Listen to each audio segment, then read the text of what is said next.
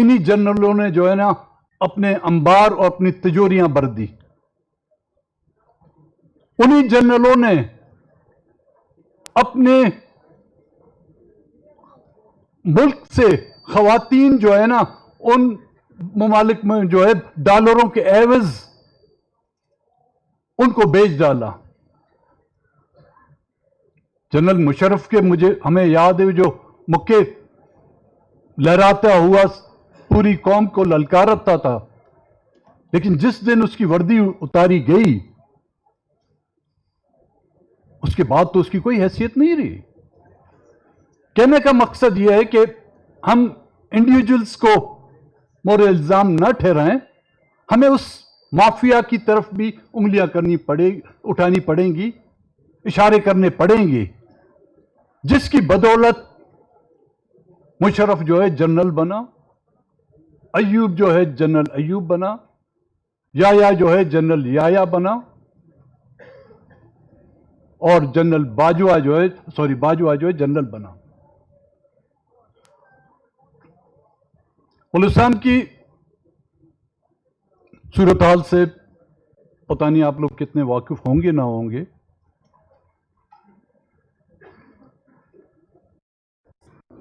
کوئی ایسا دور نہیں گزرا ہوگا جب بلوچستان میں ہمارے نوجوانوں کی لاشیں نہ گرائی گئی ہوں. لوگ علاج کرتے کرتے اسلام آباد تک پہنچے، ان کی کوئی سنوائی نہیں ہوئی. ایک بار نہیں، کئی بار. ایک بزرگ ماما قدیر کل اسی جد و جہد کرتے ہوئے کل اس کا انتقال ہو گیا.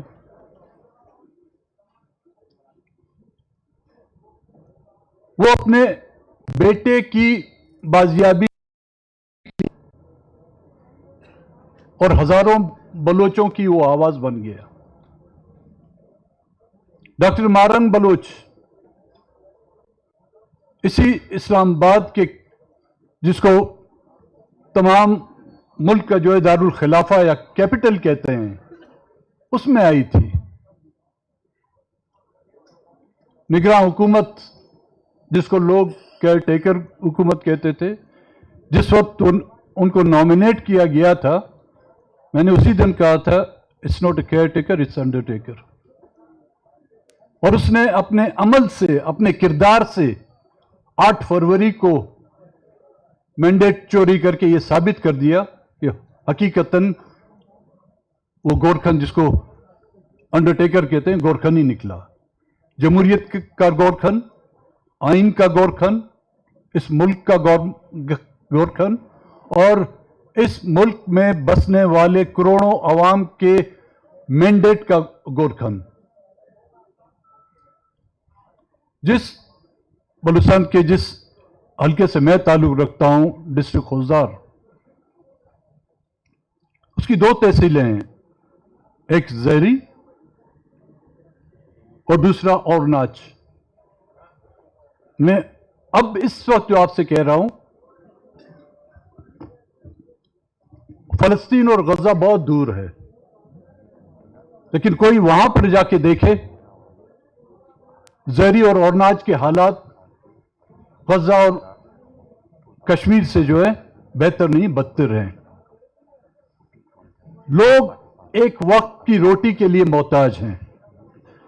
پورے علاقے کو جو ہے سراؤنڈ کر دیا گیا ہے.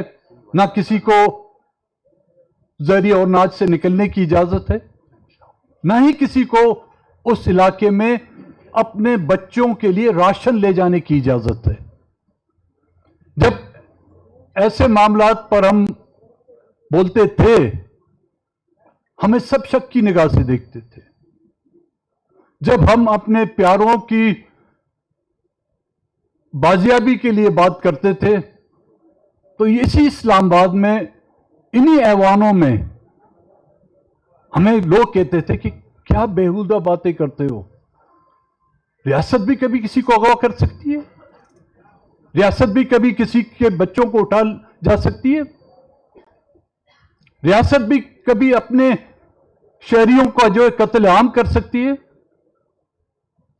میں نے اس وقت بھی اسمبلی میں کہا تھا اسد کیسر صاحب گواہ ہوں گے کہ میں نے بولا ڈریں اس دن کے لیے جب یہ معاملات اور یہ واقعات آپ پر آئیں گے. اور آج جو مسنگ پرسنز کا مسئلہ صرف بلوچستان تک نہیں ہے، آج پورے ملک میں جو ہے پھیل گیا ہے. لیکن اس وقت بلوچستان کے جو لوگ ہیں جن کے پیارے اٹھا لیے گئے ہیں، وہ ان کی بازیابی کے لیے احتجاج نہیں کر رہے، وہ ان سے ملاقات کے لیے جو احتجاج نہیں کر رہے. وہ مائیں، وہ بہنیں، وہ بھائی، وہ بزرگ، اب جو ان کی ڈیمانڈ یہ ہے کہ ہمیں ان کی لاش ہمارے سپرد کی جائے. ان کی ڈیمانڈ اب یہ ہے کہ ان کی لاش کا آخری دیدار ہمیں کرایا جائے. وہ ماں آج جو آنسو ٹپکا رہی ہے، وہ 25 سال کے اس نوجوان کی بازیابی کے لیے نہیں، اس کی مسخ شدہ لاش پہ جس قبر میں دھکیل دی گئی ہے، وہ اس قبر کی نشاندہی چاہتی ہے کہ اس کی قبر کہاں ہے اور اس پر جا کے 2 نفل جو ہے پڑھ سکے. کل یہاں پہ ایک بزرگ ریٹائر بریگیڈیئر صاحب تھے، انہوں نے جس انداز میں بات کی، خوش نصیب ہیں آپ لوگ جو اس انداز میں بات بھی کر سکتے ہیں. ہم تو بلوچستان ہاؤس میں اگر بات کریں تو خیبر پختونخوا ہاؤس تک اس بیچ میں جو سڑک ہے وہیں سے ہم اٹھا لیے جاتے ہیں. بلوچستان میں روزانہ 8 سے 10 لوگ جو ہے آج دن تک اٹھائے جا رہے ہیں. کل کی میں بات کرتا ہوں. 2 دن پہلے 2 خواتین کو اٹھا لیا گیا، اور کل ایک پریگننٹ جو 7 ماہ کی پریگننٹ عورت لے گئی. اور پھر ہمیں کہتے ہیں کہ جی جب پاکستان کا ترانہ بجتا ہے تو آپ کار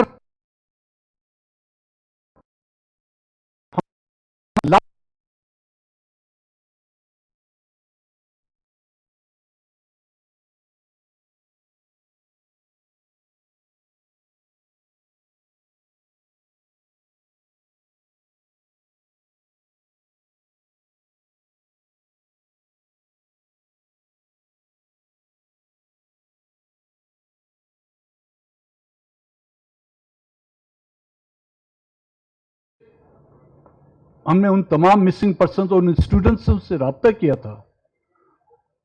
پروگرام شروع ہوا تو ہال بالکل خالی پڑا ہوا تھا، چند اسٹوڈنٹ کے علاوہ تمام ہال خالی پڑا تھا. ہم حیران ہو گئے کہ اتنا اہم ایشو ہے اور ان کے اپنے کولیگز یہاں سے اٹھا لیے گئے، ان اسٹوڈنٹس کی کوئی دلچسپی نہیں ہے. خیر پروگرام تلاوت سے شروع ہوا، نیشنل اینتھم چلا تو ہم سب اس کے احترام میں کھڑے ہو گئے. جیسے ہی قومی ترانہ ختم ہوتا ہے، ہال میں جو ہے لوگ آنا شروع ہو جاتے ہیں، اور اس ہال میں پھر اتنا کچا کچ بڑھ جاتا ہے کہ ایک آدمی کے بیٹھنے کی جگہ نہیں ہے. وہ کیوں باہر بیٹھے تھے؟ وہ اس قومی ترانے کے احترام میں کھڑے ہونا نہیں چاہتے تھے. کیا کبھی کسی نے یہ پوچھا کہ قومی ترانے کے احترام میں وہ کیوں کھڑے ہونا نہیں چاہتے؟ کیونکہ بلوچستان کا نوجوان پاکستان کی سیاست، پاکستان کے پارلیمنٹ، پاکستان کے آئین اور پاکستان کی پولیٹیکل پارٹیوں پہ جو ہے اس کا یقین اٹھ گیا ہے. وہ نہ اس آئین کو اپنا سمجھتا ہے، نہ ہی پاکستان کے جھنڈے کو اپنا سمجھتا ہے، نہ ہی پاکستان کے قومی ترانے کو اپنا سمجھتا ہے. کیوں؟ کیونکہ ان کو کبھی یہ احساس دلانے کی کوشش تک نہیں کی گئی. ان کو اس جھنڈے میں اپناپن نظر نہیں آتا. ان کو اس قومی ترانے میں اپناپن نظر نہیں آتا. ان کو اس آئین میں اپناپن نظر نہیں آتا. ان کو اس ملک کی ان پولیٹیکل پارٹیوں نے جو ہے کبھی ان کو اپنایا نہیں. آج ہم 73 کے آئین کی بحالی یا اس کی اصل جو صورت ہے اس پر بات کرنا چاہتے ہیں. معذرت کے ساتھ اس آئین کا حلیہ تو ہم دیکھ لیں پہلے. اس کا حلیہ کس انداز میں بگاڑ دیا گیا ہے. Sorry to use these words. This constitution has been raped not once, not twice, I don't know how many times. اجتماعی زیادتی کی گئی اس آئین کے ساتھ. انصاف کے ترازو کے نیچے اس کے ساتھ اجتماعی زیادتی کی گئی. پارلیمنٹ کے اندر محمد علی جناح کی تصویر کے نیچے اس آئین کے ساتھ اجتماعی زیادتی کی گئی. اس اللہ کے 99 ناموں کے نیچے اس آئین کے ساتھ جو ہے اجتماعی زیادتی کی گئی. کوئی اس اجتماعی زیادتی میں شریک تھے؟ کوئی اس اجتماعی زیادتی پہ تالیاں بجا رہے تھے؟ آج آپ دیکھ لیں، میں دوسرے صوبوں کی بات نہیں کرتا، میں بلوچستان کی بات کروں گا آپ کے سامنے. وہی لوگ جو ایوبی ماشاء اللہ کا حصہ تھے، وہی جنرل یحییٰ کے دور میں بھی بلوچستان سے وہی ان حکومتوں کا حصہ رہے. اور وہی لوگ 1970s میں جو حکومتیں بنی انہی کا وہی بلوچستان کے حصہ رہے. اس کے بعد چاہے ضیاء الحق کی حکومت آئی، چاہے پیپلز پارٹی کی حکومت آئی، چاہے مسلم لیگ نون کی حکومت آئی، چاہے پی ٹی آئی کی حکومت آئی، وہی لوگ اور آج دن بھی وہی لوگ انہی حکومت کے اتحادی ہیں اور انہی حکومتوں کے ساتھ ہیں.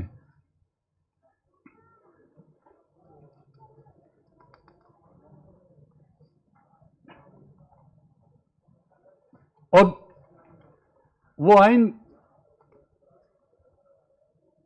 جس کو میں نے کہا کہ مقدس آئین کہا جاتا ہے،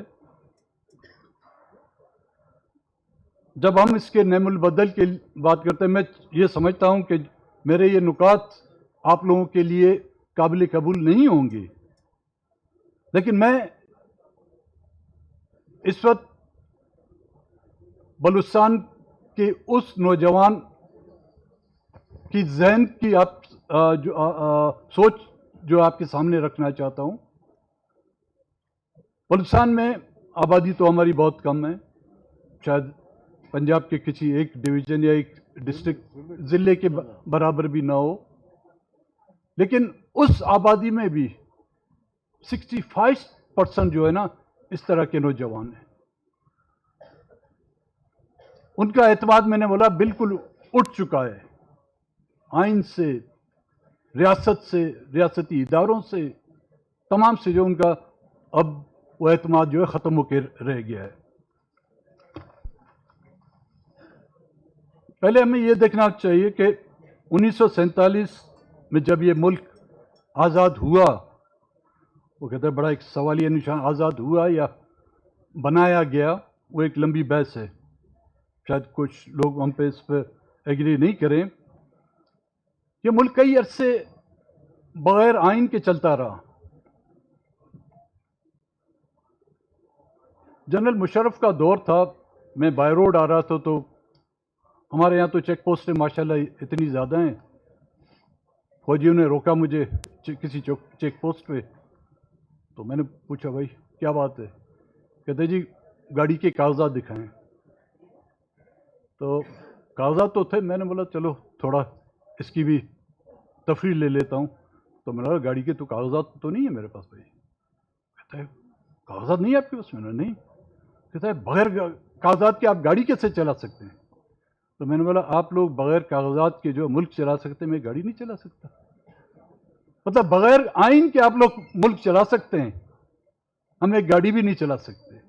ایک ٹریفک کا سگنل توڑ دیں تو اب قابل جرم ہے, لیکن اس ملک کا آئین توڑے وہ بری الزما ہے. اس کو استثناء بھی حاصل ہے, اس کو جو ہے گارڈ آف آنر بھی ملتا ہے, اس کو تمام وہ مراتیں ملتی ہیں جو ایک اعلیٰ ایلیٹ کلاس کو جو ملنی چاہیے.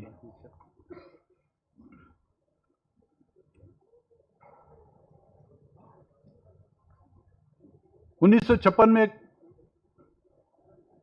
آئین بنایا گیا تھا اگر میں غلط ہوں, اور پھر اس کے 6 سال بعد 1962 میں ایک دوسرا آئین بنایا گیا.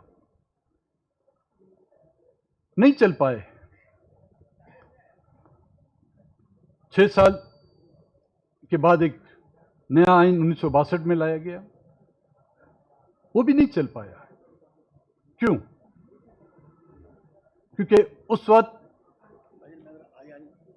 2 صوبے بنا دیے گئے تھے, ایک مشرقی پاکستان, دوسرا مغربی پاکستان. جب بنگلہ دیش تھا, بنگال اس وقت تھا, پھر دیش بن گیا. جب بنگالی تھے ہمارے ساتھ تو ان کو ان کی اس آبادی کے تناسب کو برقرار رکھنے کے لیے ہم تمام دوسرے صوبوں کو جو ہے اکٹھا ملا کر ایک صوبہ بنا دیا, اور اس کا نام 1 یونٹ رکھ دیا گیا. لیکن جیسے ہی ایسٹ پاکستان بنگلہ دیش بن جاتا ہے, فوراً 1973 کا آئین آ جاتا ہے. ملک ایک جنگی حالات سے گزر چکا تھا, ضرورت بھی تھی ایک آئین کی, مجبوری بھی تھی. ہمارے اکابرین نے اس بات کو سامنے رکھتے ہوئے کہ ان حالات میں ہم وہ کچھ نہ کریں, اور کئیوں نے اس پر دستخط کی, کئیوں نے اس کی اس انوگریشن میں جو ہے آئین کا جو جشن منایا جا رہا تھا اس میں حصہ بھی نہیں بنے. کرتے بھی کیا, جو انکاری تھے, جو نہیں مانتے تھے, ان کے پاس اور چوائس ہی نہیں تھی. خواتین بیٹھی ہوئی یہاں پر, انگلش میں کہتے ہیں when the rape is irresistible, relax and enjoy. تو we been enjoying اس 1973 کے آئین کو جو ہم انجوائے کرتے رہے ہیں.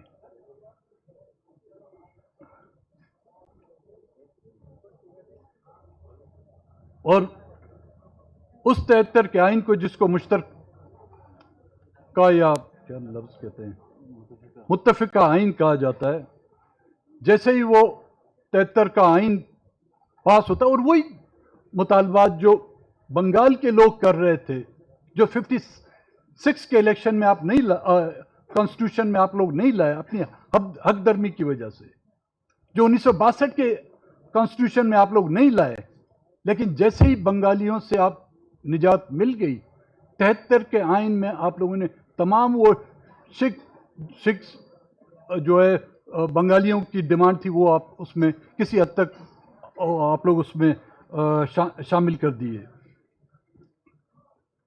لیکن 73 کا آئین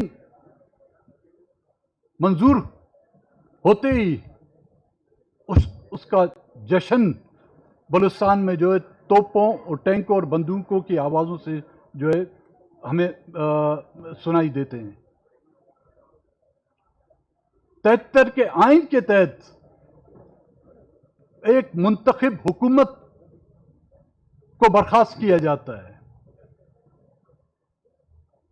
ذوالفقار علی بھٹو جو کو جمہوریت یا پاکستان کے 73 کے آئین کا جو ہے خالق کہا جاتا ہے، اسی کے دور حکومت میں نیشنل عوامی پارٹی جو آج یہاں پر اکثر آپ بیٹھے ہوئے ہیں، یہ اسی نیشنل عوامی پارٹی کے جو ہے عنصر تھے، اس پر پابندی لگائی جاتی ہے سپریم کورٹ کے ذریعے سے۔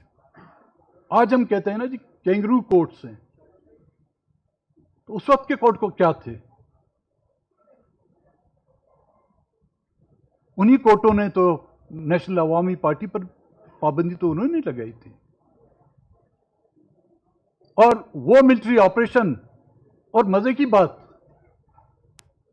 ایک اکثریتی منتخب حکومت کو ختم کر کے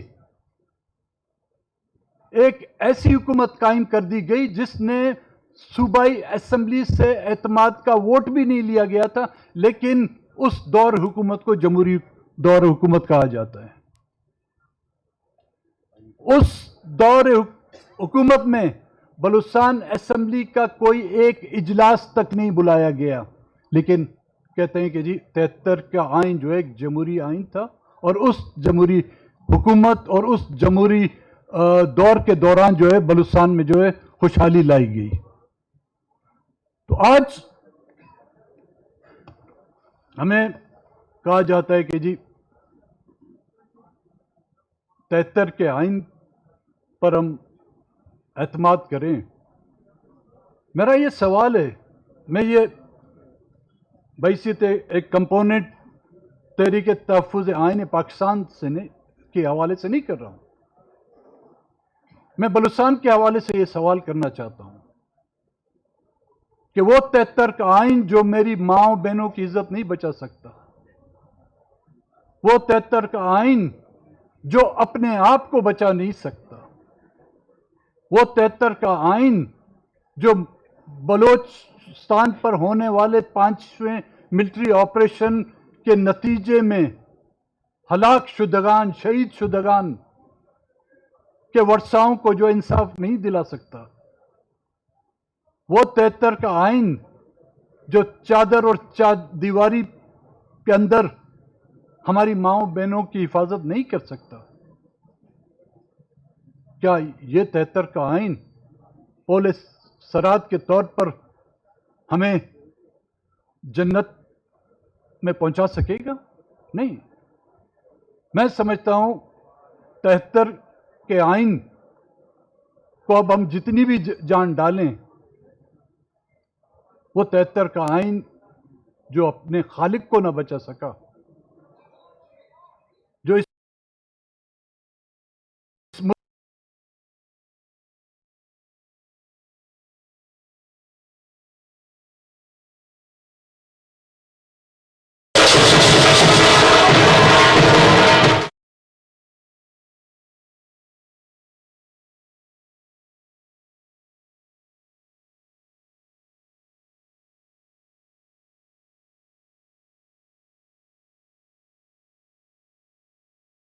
کے نوجوانوں کو، بلوچستان کے لوگوں کو آپ لوگ ساتھ لے کر چلنا چاہتے ہیں، نہیں لینا چاہتے؟ جس طرح 78 سال میں ہم نے لاشیں بھی اٹھائے، ہم نے بے گور کفن لاشیں بھی دیکھی، ہم نے مسخ شدہ لاشیں بھی دیکھی، آبروئیں لٹتے ہوئی ہم نے دیکھی، اپنے بزرگوں کو سڑکوں پر ان کی پگڑیاں اتارتے ہوئے دیکھی، جب تک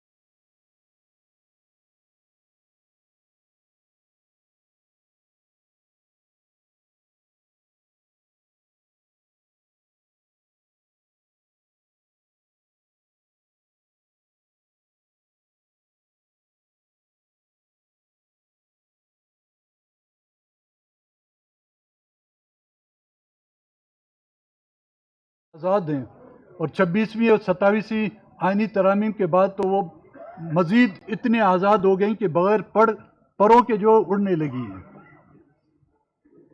سیاست میں برابری کا میدان، سیاسی انجینئرنگ کا مکمل خاتمہ کیا جائے، سیاسی جماعتوں اور رہنماؤں کو آزاد، شفاف اور غیر مداخلت شدہ انتخابات میں مقابلہ کرنے دیا جائے، ایک وفاقی اپنی قانونی اور اخلاقی حیثیت غیر منتخب قوتوں اور مسلط کردہ قیادت کے ذریعے حاصل نہیں کر سکتا۔ بلوچستان میں یہ مصنوعی قیادتیں تنازع کی اصل فائدہ اٹھانے والی رہی ہیں۔ انہوں نے اسلام آباد اور پنڈی کو خوش کرنے کے لیے صوبے کے حقوق قربان کیے اور بدلے میں انہیں کرپشن اور انسانی حقوق کی خلاف ورزیوں کے لیے کھلی چھوٹ اجازت دی گئی ہے۔ میں اس کی واضح مثال آپ کو دو جو کردار ہیں کافی ہیں، جو دو مین کردار ہیں، ایک جو سابقہ آپ کے جو انڈرٹیکر پرائم منسٹر تھے خان صاحب،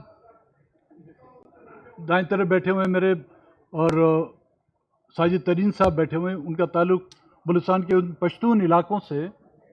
ان سے حلف لے کر پوچھیں کہ وہ جس کو آپ لوگوں نے وزیر اعظم بنایا تھا، ایک یونین کونسل، لٹرلی میں کسی ضلع کی بات نہیں کرتا ہوں، ایک یونین جیتنے کی جو ہے قابلیت اس میں نہیں تھی، اور اس کو جو ہے آپ نے پورے ملک میں، صرف بلوچستان میں نہیں، پورے ملک میں وزیر اعظم بنائے، اور اس کو جو ہے ایکسٹینشن پہ ایکسٹینشن دیتے گئے۔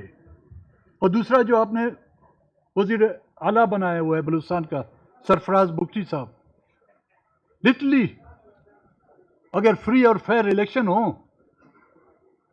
تو وہ بھی اپنے علاقے ڈیرہ بگٹی سے جو نا مشکل سے ایک یونین کونسل بھی جیت سکے، لیکن کیونکہ وہ بلو آئیڈ بوائز ہیں اور بلوچستان کے کنفلکٹ میں ایسے ہی لوگوں کو اہمیت دی جاتی ہے، اور یہی بینیفیشری بھی ہیں، اور یہ ہر دور اقتدار میں یہ ہمیشہ اس حکمران پارٹیوں کے جو ہے پارٹنر بنے رہتے ہیں۔ نمبر 3، نیا وفاقی ڈھانچہ۔ ترمیم ہمارے بنیادی مسائل حل نہ 18ویں ترمیم ہماری بنیادی مسائل حل نہ کر سکی۔ ہم ایک ایسے وفاقی نظام کا مطالبہ کرتے ہیں جس میں دفاع، کرنسی، خارجہ امور اور بین الصوبائی مواصلات کے سوا تمام اختیارات واضح طور پر صوبوں کے پاس ہوں، اور باقی تمام اختیارات غیر مبہم طور پر صوبائی تسلیم کیے جائیں۔ مشترکہ مفادات کونسل کو ایک حقیقی با اختیار فورم بنا دیا جانا چاہیے جس کے فیصلوں پر عمل درآمد لازمی اور وقت کا پابند ہو۔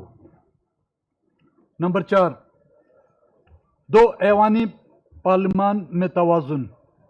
اس وقت سینٹ جو صوبوں کی نمائندہ اسمبلی ہے، مالی امور میں کمزور ہے، اور وزیر اعظم کا صرف قومی اسمبلی سے ہونا چھوٹے صوبوں کو قیادت کے حق سے محروم کرتا ہے۔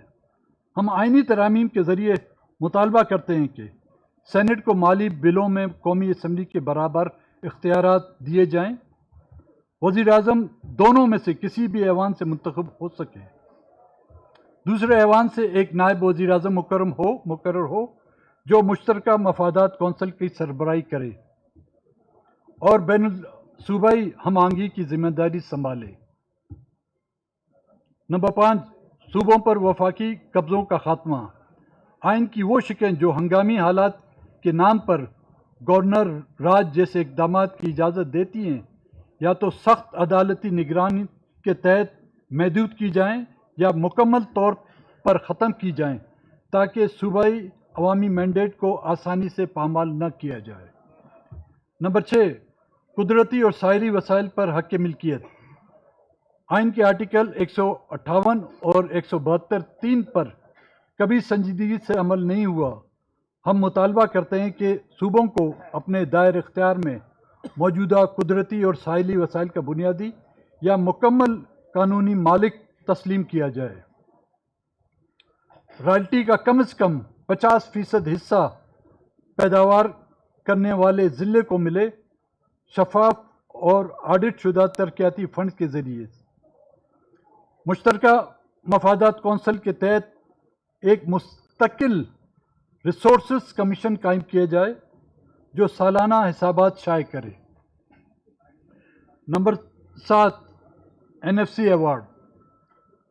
وسائل کی تقسیم میں آبادی کا وزن کم کر کے 25% کیا جائے اور غربت، پسماندگی، رقبے کی وسعت، کم آبادی، محصولات کی کوشش اور حقیقی ترقیاتی ضروریات کو مرکزی حیثیت دی جائے۔ کم آبادی والے وسیع علاقوں میں خدمات کے بلند لاگت کو تسلیم کیا جائے۔ نمبر 8، انتظامیہ اور سیکیورٹی پر صوبائی اختیار۔ چیف سیکرٹری اور IG پولیس کی تقرری صوبائی حکومتیں شفاف معیار کے تحت کریں۔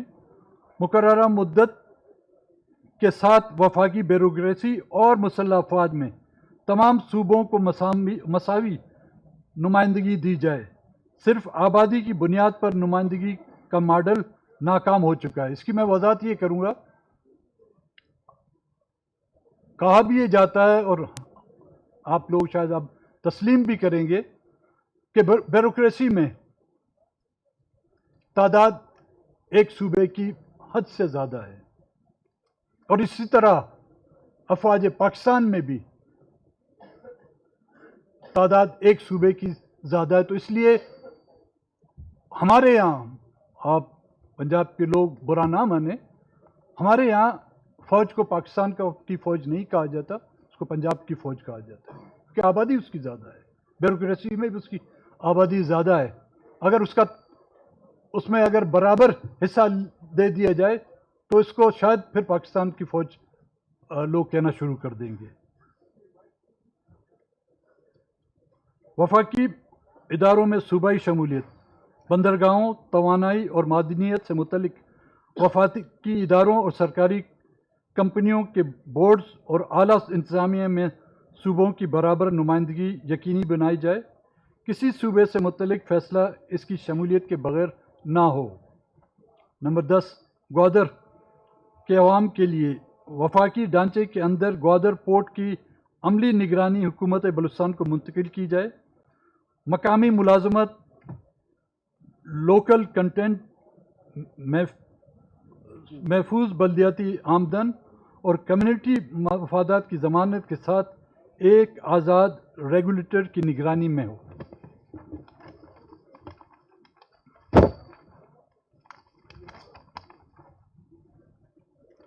سرحدوں کو تنازع کے بجائے روزگار کا ذریعہ بنایا جائے۔ ایران اور افغانستان کے ساتھ ہر سرحدی ضلع میں باقاعدہ بارڈر کراسنگ پوائنٹس قائم ہوں۔ جدید تجارتی سہولات، آسان تجارتی نظام، خواتین دوست مارکیٹیں، ترجیح ٹیرف، مالی شمولیت، ماہی گیری، معدنی ویلیو ایڈیشن اور ہر بڑے منصوبے کے ساتھ مقامی کمیونٹی ڈیولپمنٹ معاہدہ لازمی ہو۔ اور میں قطعاً یہ امید بھی نہیں کر سکتا کہ اس نکات کو آپ تسلیم کریں گے۔ یہ میں نے بلوچستان کو، اگر آپ یہاں کی پولیٹیکل پارٹیاں یا یہاں کی ریاستی قوتیں بلوچستان کو پاکستان کے قومی دائرے میں لانا چاہتی ہیں تو یہ ایک وے فارورڈ ہم نے آپ کو دکھا دیا ہے۔ اب اس راستے پر ہمیں چلانا چاہتے ہیں، آپ لوگوں کی مرضی، ہمیں اس راستے پر ہمیں گھسیٹنا چاہتے ہیں، وہ آپ کی مرضی، پھر ایک بار اس راستے میں ہماری مسخ شدہ لاشیں آپ گھسیٹنا چاہتی ہیں۔ The ball is in your court. Thank you so much.